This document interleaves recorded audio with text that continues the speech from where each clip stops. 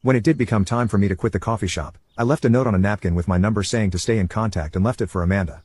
I did it as a courtesy, not thinking much would come out of it. When I got my new position, I felt finally settled and financially secure.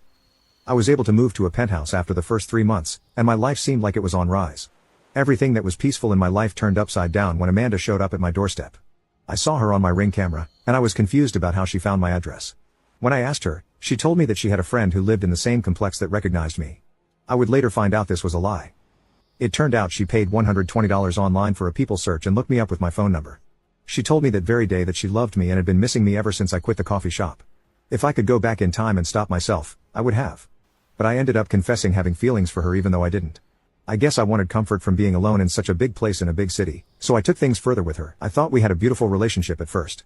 She was a stay-at-home woman and would cook and clean around the place while I was at work. In return, I had a goal of helping her accomplish her dream. I bought her a bunch of camera gear and ended up setting her up with a coworker of mine who did freelance photography as a side hustle. He took Amanda under his wing and taught her everything he knew about the business, and, eventually, Amanda got her own business and started partnering with different news stations, taking pictures across the country. I remember before her first international photography trip, I told her that I wanted her to hold up her end of the deal and help me accomplish my dream.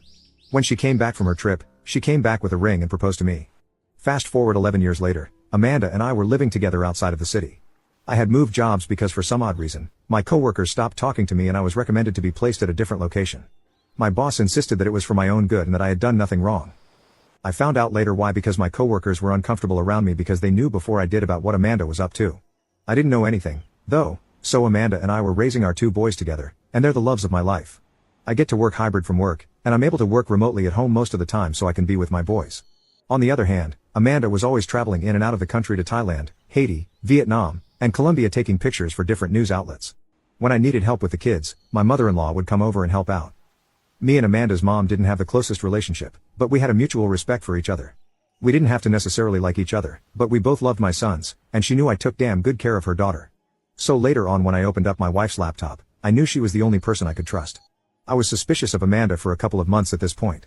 She would come home past her planned arrival time, and when she did come home, she wasn't excited to see me. Every time I tried to initiate spicy time with her, she would tell me that I needed to lose weight. I had gained some from her pregnancy, but I knew I wasn't obese or anything, and that really ruined my self-esteem. I couldn't understand why my wife was being so loveless towards me. I did everything to try to please Amanda.